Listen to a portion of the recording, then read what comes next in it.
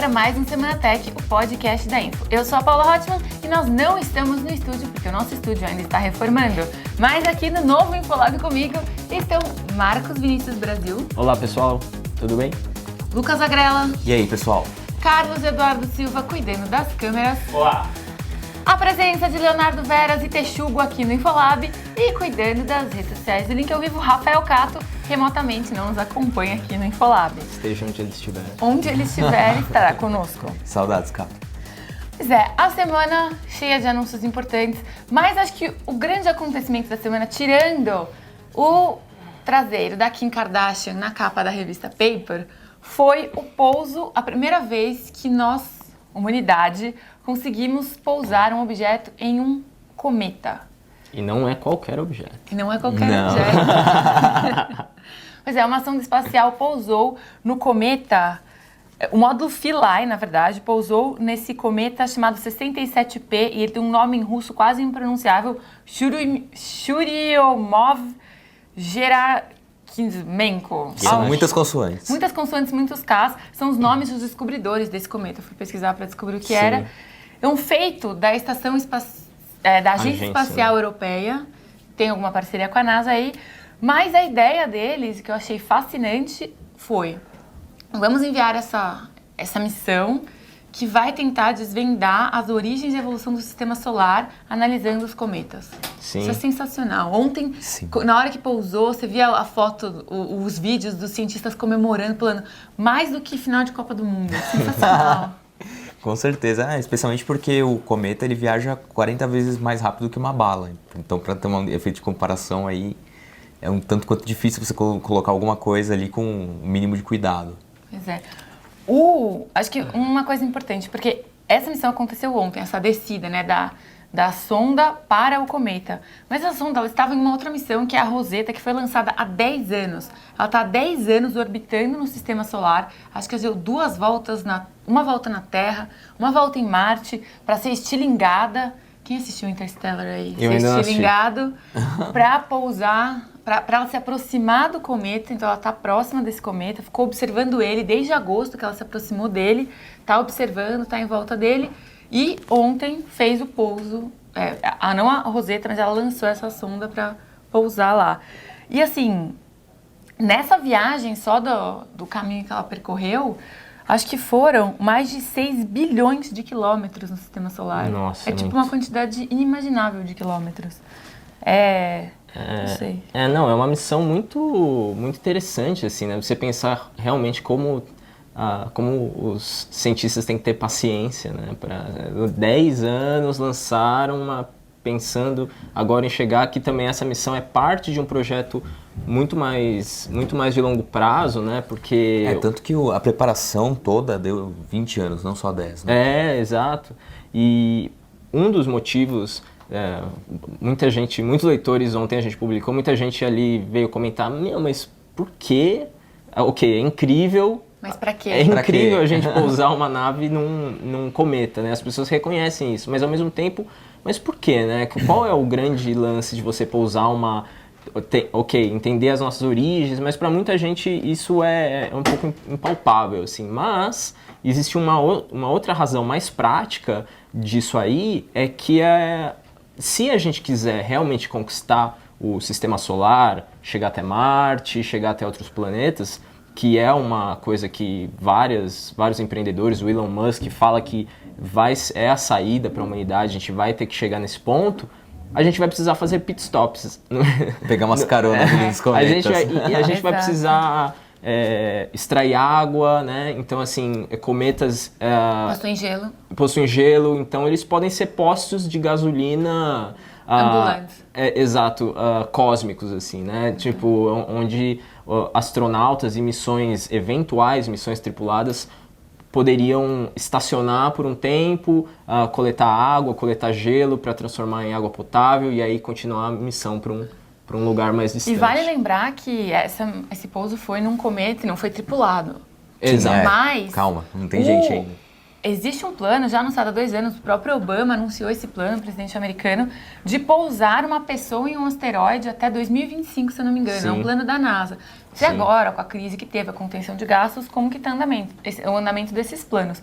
Mas é sim um plano, por isso que você falou, Marquinhos, também pelo fato de exploração de minérios espaciais, que, assim, eles podem revelar muito da origem da vida, da evolução do nosso sistema solar, podem ajudar a entender uma série de coisas que acontecem aqui, mas também podem render como é que eu posso dizer, uma vantagem financeira para quem estiver explorando. Sim, e sem talvez dúvida. esse seja um dos motivos também dessas missões estarem Sem sendo dúvida. financiadas. Deixa eu só comentar rapidinho aqui sobre os cometas também. Essencialmente, eles ajudam muito a entender a origem do universo, porque a origem da Via Láctea em si mesmo, porque eles são resquícios do Big Bang. E a composição física deles não se alterou desde então. Então, se você descobrir como eles são, eles conseguem ter mais evidências de como foi o Big Bang. E outra coisa importante também é que os cientistas conseguiriam constatar se ou não os mares que a gente tem hoje na Terra são resultado de uma chuva de meteoros. Uma das maiores teorias é de que a água na Terra veio de fora, né? Veio dos cometas, da gente ser bombardeado por esses corpos celestes. Inclusive a vida também. Sim. Existe essa possibilidade, né, Lucas? Os cientistas falam, a vida pode ter surgido na Terra por uma série de eventos casuais, assim, uma sorte. Mas ela também pode ter vindo, ou elementos que dariam origem a ela, tipo substâncias químicas, vieram desses corpos celestes que caíram aqui. Então, não sei, eu não... Incrível, eu não né? entendo as pessoas que não entendem, que isso é muito legal, isso é muito legal. Incrível. Acho que só pra complementar aqui, o Gustavo Augusto Vieira comentou aqui, cadê o Gustavo Guzmão? Semana Tech é a Paula, o Lucas e o Gustavo. Semana Tech não é a Semana Tech sem o Gustavo. É verdade. Pois Mas o Guzmão hoje teve um compromisso, tá fazendo uma entrevista, não pode estar, mas tá muito bem representado pelo Eu Marquinhos. vim fazer uma ponta aqui, gente. O Guzmão foi trabalhar um pouco. Semana que vem, o Guzmão tá de volta. Mas o Gustavo Vieira também fez um comentário. Já vão divulgar que o pouso no cometa é um viral da Disney para anunciar a sequência de Armageddon. Essa missão faz a gente reacreditar nos projetos espaciais. Mês passado, 2 projetos faliram, com quedas de aeronaves e tudo. Verdade. É verdade, Gustavo. Isso dá uma esperança mesmo, uma coisa meio mágica, né? Ontem eu tava conversando com a minha avó sobre isso. Minha avó é famosa aqui na redação, tá, gente? Ontem eu tava conversando com ela sobre isso e ela tava assim... incrédula, ela falou assim, é como pousar na Lua de novo, sabe? Na verdade, a mesma até sensação. mais, né? Mas ela viu isso, né? E lembrando uma coisa também que vale dizer, que a missão foi bem sucedida, foi considerada bem sucedida, porque a nave pousou, mas a nave não está fixa, né? Aparentemente, eles acham que ela pousou e quicou, né? Isso, porque ela tinha ganchos, né, que deveriam fixar a nave na superfície do cometa, mas por causa de algum defeito no lançamento, esses ganchos não foram acionados. E aí ela tá meio solta. Ela tá meio frouxa nele, Tá meio né? frouxa. Espero que não bata nenhum ventinho. Eles não sabem se ela vai conseguir, porque ela ia perfurar tipo 23 centímetros para colher umas amostras. Não sabem se ela vai conseguir fazer isso. Mas pegando carona aqui no comentário do Augusto Vieira sobre o Armageddon, o que eu achei muito interessante foi que eles divulgaram essas imagens do cometa e também comentaram. Eu vi o comentário de um cientista falando que o que eles viram é que o cometa, ele tem as dimensões de 3 por 5 quilômetros, que era uma coisa que eles já estimavam, mas ele é todo cheio de abismos e declives e coisas pontiagudas, e saem, tipo, de alguns lugares umas erupções assim, de gás. É um cenário bem... Quem viu Armageddon é aquele mesmo, né? asteroide mesmo, é aquilo, sabe? Não sei, eu acho muito legal. Teve o som também, né, Tem que eles divulgaram, muito legal. Cadê você com essas teorias da... Não, muito... inspiração do som do cometa? Mas ninguém sabe ainda qual é o mecanismo que provoca esse som, né, porque... não sei se vocês ouviram, mas é um som totalmente bizarro, assim, começa com meio que uns blips, assim, e daí depois vira parece uma voz, assim, uma coisa, claro que são sons não captados pelo ouvido humano, né, são ondas... São outras frequências. Exato, Não, mas até porque que os o som não tem como instrumentos... se propagar no espaço, né? Exato. Mas assim, são ondas que os instrumentos da sonda conseguem captar. Mas os cientistas acreditam que seja interação de partículas que saiam, que saem do corpo do cometa e acabam indo pro espaço, e nessa interação geram essas ondas loucas aí. Caramba. Nossa. Só pra lembrar, o cometa, ele tá orbitando, a órbita dele é de 6 anos e meio em volta do Sol. E ele, nesse momento, tá entre Marte e Júpiter. Tá bem longe da Terra. Tá longe. Bem longe. Bem longe mesmo. Acho incrível isso. Agora, voltando para assuntos mais mundanos, mais terrestres. Mais terrestres, com certeza. Mas talvez Não menos interessantes. Não menos interessantes, mas igualmente inacessíveis quanto uma sonda no espaço. A Apple anunciou que esta semana, sexta-feira, correto, Lucas? Amanhã? Amanhã. Começa a pré-venda. Hoje à noite, é verdade, na madrugada de hoje para amanhã, começa a pré-venda do iPhone 6 e iPhone 6 Plus no Brasil. Isso, exatamente. E os preços? A gente vai dar as mãos aqui, porque os preços... Calma, gente, calma. Eles foram além do que a gente mesmo tinha estimado aqui. A gente tinha estimado, mas a gente chegou perto. Até R$ 4.400 o iPhone 6 Plus, versão mais top do top da balada. E a versão mais simplesinha do iPhone 6, de 16 GB, R$ 3.200. 64 GB, R$ 3.600. 128 GB, R$ 4.000. E a versão mais top do Plus, R$ 4.400. R$ 4.400. Ai, por que isso acontece, Pesado, Lucas? Né? Por que o PlayStation custa R$ 4.000? PlayStation. As empresas, a Apple e a Sony são duas empresas que não ligam tanto assim para o mercado brasileiro, e por isso não tem um estímulo de trazer o produto a preço acessível. Mas não é por falta de produção nacional ou coisa do gênero, até porque a gente tem a unidade da Foxconn aqui em São Paulo também. Aqui pertinho da capital, né? Perto aqui da no capital. estado de São Paulo. E aí eles trazem o aparelho custando mais do que o dobro do que é vendido nos Estados Unidos. Vamos esclarecer isso. O que é imposto? Porque a gente sabe que tem os impostos no Brasil, são mais altos do que em alguns outros lugares, mas o que é esse o descaso das empresas, ou elas não darem preferência para o nosso mercado? Eu acho que eles acabam explorando dois fatores. É difícil definir exatamente qual que é aqui a margem de lucro claramente deles e quanto que é imposto mesmo. Mas se você comparar com outros aparelhos que vou chutar um exemplo que eu me lembro fácil agora de cabeça. O Moto 360, o relógio inteligente da Motorola, custa $250 nos Estados Unidos. Dá uns R$650 mais ou menos. Quanto que chegou o produto aqui no Brasil? Por R$800. É uma diferença muito pequena do preço dos Estados Unidos para o preço do Brasil. Agora, se você pegar o preço do iPhone mais básico, que custa $650, chutar aqui, agora de estimar de cabeça, dá uns R$1.500 mais ou menos, né? Dá uns R$1.500 e o produto chegou a R$3.200. Então, dá para assim, ver claramente que tem uma margem de lucro consideravelmente alta por parte da Apple. Por parte da Apple, será que as operadoras também têm alguma fatia disso? Tem, com certeza, mas a gente tem que pensar que a Apple tem a loja própria, né? Tem a Apple Store Brasil aqui. Então, agora, né, finalmente. Sim, eles vendem produtos aqui. Então, a influência das operadoras nesse ponto não é tão forte. Aliás, eu queria até pedir pro Leonardo Veras, a gente tá aqui com os iPhones também. Você traz aqui pra gente? Quer emprestar aqui pra gente mostrar ele ao vivo? Enquanto a gente pega, o Carlos Eduardo mandou um beijo aqui pra gente. Falou que ele mandou um beijo pra mim também, beijo pra você. E falou que não perde nenhuma edição do Semana Tech, que a gente é demais. Obrigada, Carlos. Já o Rafael Nunes falou aqui, sobre os preços dos iPhones, é o que eu sempre digo, enquanto o brasileiro esgotar os estoques da Apple, eles vão continuar subindo os preços. Tem muita gente que paga, brasileiro tem uma parcela de culpa. Sabe o que é engraçado, Lucas? A gente, nos primeiros anos que teve esses lançamentos aqui, que a gente foi cobrir, fila de madrugada, né? Eu lembro que 2 em seguida eu encontrei a mesma pessoa na fila. Eu fui entrevistar ela, ela falou, você me entrevistou da última vez. Aí eu falei, é verdade, eu te entrevistei da última vez. É um pouco isso, né? Tipo, tem alguém que tá lá. Sempre tem as pessoas que são fãs mesmo da marca, dos produtos. A gente tá com os dois aqui. Os modelos que a gente tá analisando tem 128 GB, são os modelos mais caros e mais potentes em termos de armazenamento, né?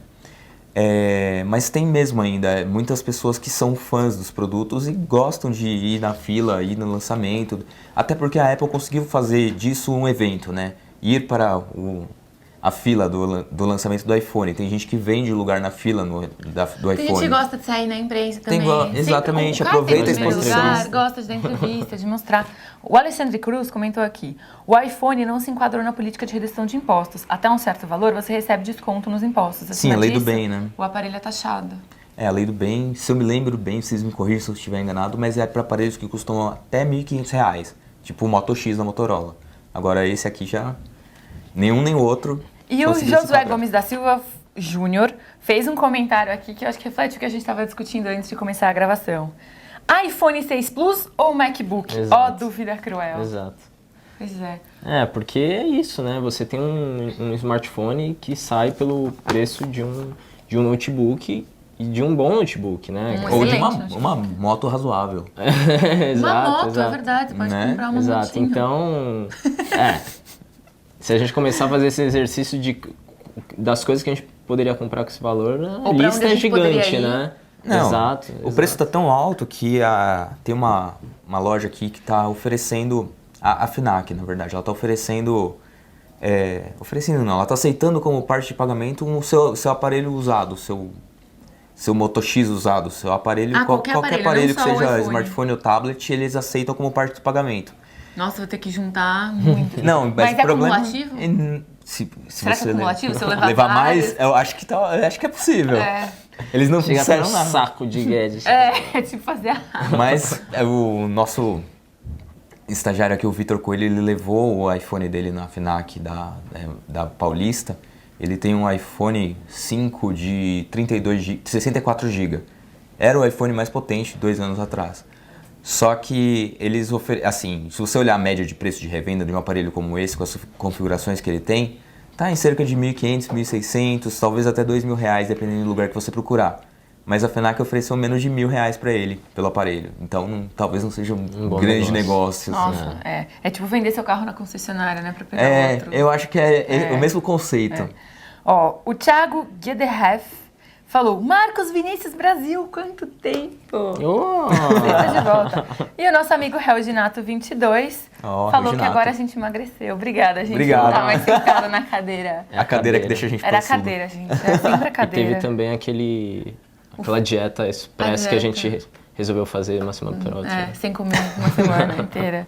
Pois é, e o filtro que o Cadu colocou aqui, ó. Slimming.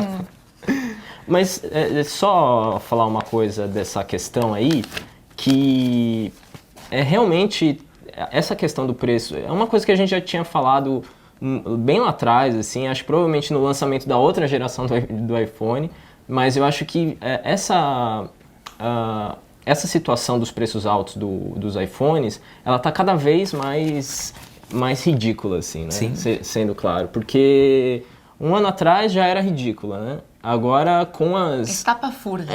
Exato. É a palavra. E assim, hoje com os aparelhos da linha da Motorola, chegada do Zenfone da Asus, que são ali intermediários, ou mesmo o Moto X, né, que... É algo entre intermediário e um topo de linha. Intermediário e ponto de linha. As pessoas hoje têm opções, né, cara? As pessoas Sim. têm alternativas, coisa que antes a diferença entre um iPhone e um smartphone Android, muitos anos atrás, era maior, assim, em termos de ecossistema de aplicações, há muitos anos, na verdade, eu acho. Sim. Mas hoje, Não. hoje isso não Eu acho que existe, esse é o né, problema. cara? Eu acho que você tem um tanto que as pessoas estão dispostas a pagar pela marca que elas gostam e pelo sistema que elas estão acostumadas. Isso em qualquer sistema. Para iOS, para Android, para Windows, para o que quer que seja, ela pode querer pagar um pouco a mais. Sim. E a Apple sempre teve, apesar de produtos de muita qualidade, sempre teve a questão da marca, do design e outras coisas atreladas a ela. O que parece mesmo é que nesses últimos anos aqui no Brasil, esse valor a mais que está sendo cobrado não justifica mais. Cada vez menos pessoas vão estar dispostas a pagar esse valor. Mas é o que o nosso leitor aqui comentou, o Alexandre, né? Que enquanto tiver gente disposta a pagar, enquanto os estoques se esgotarem aqui, talvez seja esse o preço que vai ser praticado aqui no Brasil mesmo. O curioso é notar que geralmente uma empresa que vai definir um preço, ela geralmente cria, assim, uma aura de inovação em relação ao seu produto, porque ele vai falar, olha, não tem nada parecido com isso no mercado. quando você perde o referencial, qualquer preço que você cobra, você pode achar É justo. verdade. Só que o iPhone, ele já está com as mesmas coisas que outros aparelhos têm. Então fica difícil do iPhone conseguir competir em um mercado tão diverso quanto esse que a gente tem hoje. Mas aí entra naquela categoria de uma coisa de ultra luxo, né? Porque Exatamente. lá fora, nos Estados Unidos, não é. Os preços que são praticados lá, não dá pra dizer que $600 é uma coisa barata, que é acessível pra todo mundo, mas Sim. se você converter, se fosse R$600, né? Então, uma pessoa que ganha em dólares, uma pessoa que ganha em reais, seria muito mais acessível. Seria muito então, é mais diferente, acessível. né? Mas acho que a Apple eles estão realmente assumindo essa coisa de marca de luxo, assim, né? Que antes... É o core da empresa também, Então, né? mas a minha impressão é que antes isso era quase que um efeito colateral. Eles serem muito Sim, inovadores. Eles eram muito legais, eram muito inovadores, chegavam aqui por um preço mais elevado e colateralmente se tornavam um produto de luxo. Hoje eu acho que não. Hoje eu acho que a intenção da Apple está cada vez mais a ser uma marca de luxo. Por quê? O Apple Watch Edition, que tem uma cobertura de ouro e não sei o que, ou mesmo esse caminho dos iPhones. Então, assim, eu acho que se houve uma diferença da Apple da época do Jobs para cá, se existe uma mudança que eu sinto é essa, assim. Ela deixa de ser uma empresa que acabava sendo de luxo e agora ela quer ser uma empresa, cada vez mais uma empresa com aparelhos dedicados a esse mercado. Que eu acho uma pena, né? É uma Também pena, acho. mas quem deve estar gostando muito dessa ideia são os acionistas, né? Ah, sim. Enfim, faturamento, Faturamento lucro, ajuda bastante. ações. Exato, é uma empresa extremamente saudável, né? Os caras ganham rios de dinheiro. Rios de dinheiro. Rios de dinheiro define bem.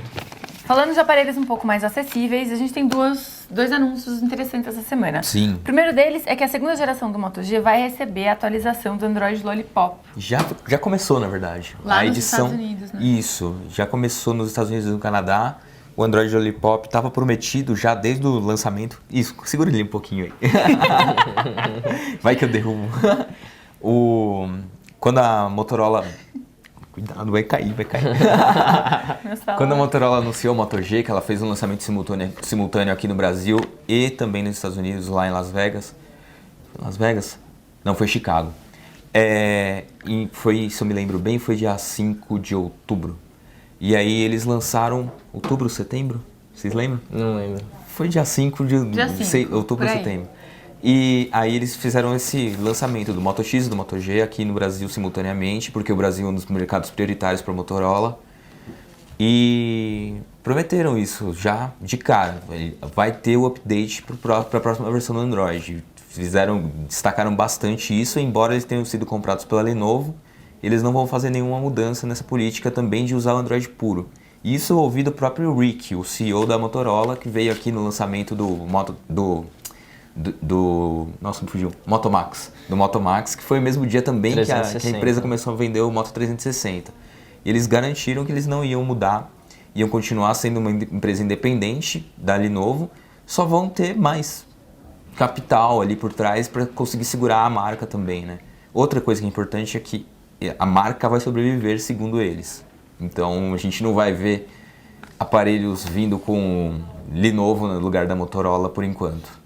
Entendi. Que foi o que aconteceu com a Nokia, né? Que foi o que aconteceu com o nosso próximo tema.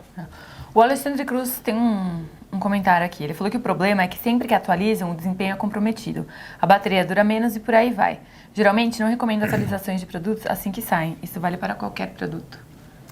Tem seu ponto, Verdade. porque normalmente os sistemas acabam tendo algum bug que passou na mão dos engenheiros de software mesmo e eles são corrigidos assim, com um intervalo curto Mas de os tempo. usuários acabam também sendo um pouquinho cobaias, entre aspas. Sim, com certeza. Disso, né? Tanto com que a certeza. segunda atualização sai muito rápido. Sai muito rápido. Talvez esperar uma semana seja uma boa ideia. Eu faço isso. Mas acho que ele também está falando aí de queda de desempenho do aparelho também, não só por causa de bug, mas porque... Não foi otimizado para aquele Exato, sistema. né? Eu tô sofrendo isso com o meu Mac. Eu instalei o S10 novo, fui super empolgado e tal, e eu senti uma queda no desempenho dele. Ele tá mais lento, cara. Você fala, puta, Isso que acontece droga. mesmo. Mas até que eu não senti tanto com aparelhos Android, eu já senti mais essa diferença nos da Apple. iOS todo mundo reclama, né? Sim. A última atualização choveu reclamação, Muita gente A reclamando. gente comentou bastante aqui no podcast, falou para as pessoas esperarem mais um pouco, né? Antes Sim. de atualizar. Mas o acho que o mesmo Lucas caso. tem razão. Com o Android parece que isso não acontece tanto, né? Talvez Sim. porque as atualizações menores, né? Acho que elas acontecem com as intermediárias ali entre um grande lançamento e outro. Existe um ciclo de atualização São parece que coisas mais menos constante. drásticas, menos dramáticas. Sim, mas também tem só uma coisinha, Paula. Também tem o fato de que o Google vem trabalhando desde o KitKat para oferecer o Android, uma boa experiência do Android em aparelhos com hardware mais fraco. Por exemplo, o KitKat puro, não com nenhuma alteração de fabricante, ele foi feito para rodar em aparelhos que tenham 512 de RAM. Isso já, se você pegar um aparelho de 512 de RAM na época que eles rodavam o Froio, essas edições bem mais antigas do Android, você sentia muita diferença de desempenho, ele era muito mais lento.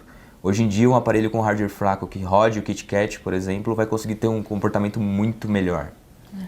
O Gustavo, de novo, Gustavo Vieira, falou sobre o Lollipop. Eu gostaria que vocês comentassem o epic fail do atraso na linha Nexus que fez com que o Moto X recebesse o upgrade primeiro. Foi o Moto X e o Moto G, na verdade, né? O Moto X foi mais uma fase de testes, o Moto G eles já começaram a liberar de vez. Eu escrevi até sobre isso para o site da Info, parece que era um problema de software que estava drenando um pouco da bateria do aparelho, dos aparelhos da linha Nexus. Foi um epic fail, foi um atraso. Não digo que foi um epic fail, ninguém passou por problemas por ter usado o sistema, então eu acho que nesse caso seria mais um epic fail, como ele descreveu. Mas foi um grande atraso, estava anunciado para o dia 3 e foi liberado ontem, né? Ontem foi o dia 12. Eu acho que mais que uma falha na linha Nexus foi uma vitória da Motorola, assim, né? Foi parabéns para eles, inclusive enganchando com aquilo que você tinha falado da independência da Lenovo, mostra que realmente a Motorola tá ali bem ágil nas atualizações, né? Sim. Até mais do que o Google, né? Sim. Então acho que parabéns para a Motorola, né? Sim, foi uma coisa que eu estava comentando até na redação com o pessoal, é que parece que a Motorola tinha feito assim, eu vou lançar dia 12.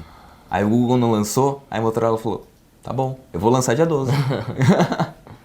E foi, né? O Tats Newid, é assim que fala, pergunta se o Moto G antigo, versão 1, vai receber a atualização do Lollipop e quando? Não avisaram ainda. Não avisaram, eu acredito que seja possível, já li em alguns lugares rumores de que seria possível, mas o aparelho prioritário é o último que a empresa lançou, então é o Moto G 2014, o modelo que tem 5.0 polegadas. Aparentemente não tem previsão nem para esse, nem para o Moto G 4G, né? Nem para o Moto G 4G e também não para o Moto X 2013.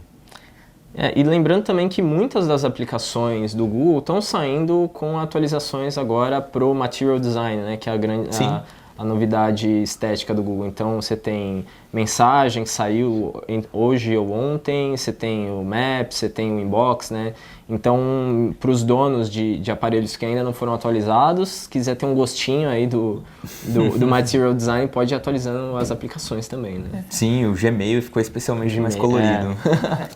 Bom, e para finalizar, a outra notícia da semana foi que a Microsoft apresentou o seu primeiro smartphone Lumia sem a marca Nokia. É o chamado 5x5x5.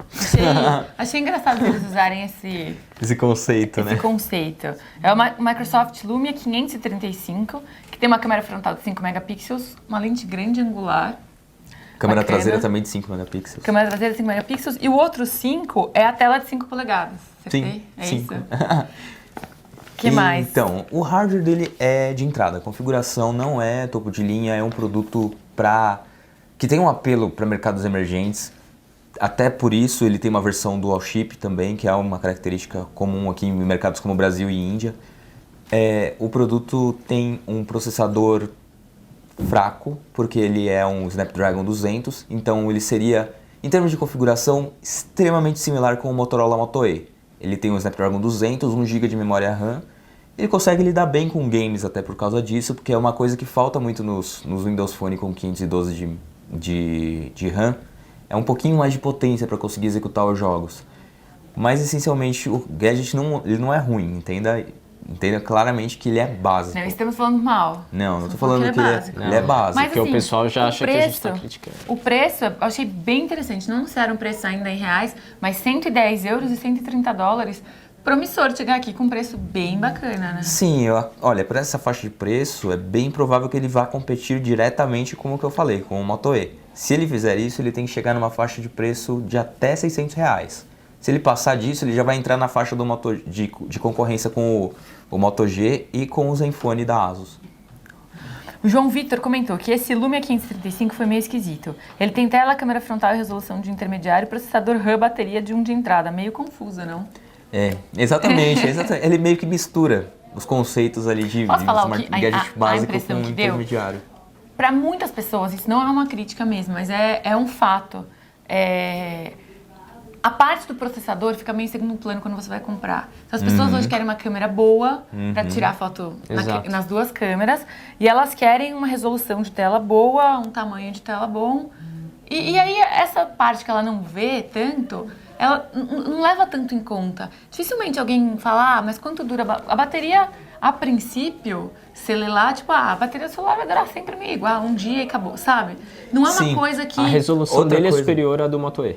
A resolução de tela. Resolução de tela 5 polegadas, 960 por 540. É bem similar, na verdade. Porque eu pergunto isso porque, assim, o Moto E, minha primeira impressão, quando eu peguei ele na mão, foi justamente essa questão da resolução da tela, assim. Faltou, né? Faltou. Você olha ali, você... É um smartphone legal, mas a tela é o que você... É o que você vê, você vê você interage. Toda hora, né? Então, assim, acho que faz total sentido isso que você falou, assim, né? Apesar de ser meio esquisito, você vê que eles Tem um apelo. destacaram ali alguns elementos que realmente estão na cara da pessoa que quer que não conhece o hardware, que não chega lá no balcão da loja, qual é o processador disso aí, né? A pessoa quer mais ver, se tem uma câmera boa... assim. E às vezes as pessoas se apegam a coisas como, ele é quad-core? Então não é exatamente porque o smartphone é quad-core que ele vai ser melhor do que um dual-core. Às vezes um dual-core mais potente vai conseguir lidar melhor com os processamentos e tudo mais. Se tiverem dúvidas, podem perguntar. A Lucas Agrela responde todas elas.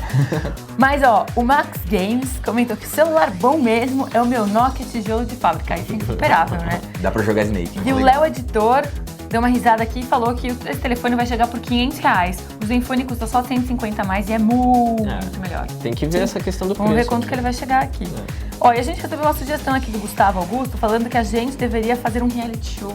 Olha só, de Osmonds na info. Ia ser engraçado. Se tivesse o Guzmão, ia ser engraçado. O Guzmão é sensacional. Acho que a gente podia deixar a câmera transmitindo 24 horas ali na redação. Eu posso falar que alguém já teve essa ideia? Você tá falando sério? Enfim, já tiveram essa ideia. E tem um bom motivo pelo qual não foi implementada. Pois o Semana Tech fica por aqui. A gente volta na semana que vem com mais notícias. Se tiverem dúvidas, mandem perguntas, falem com a gente pelo Facebook da Info. Até a semana que vem. Tchau, gente. Falou.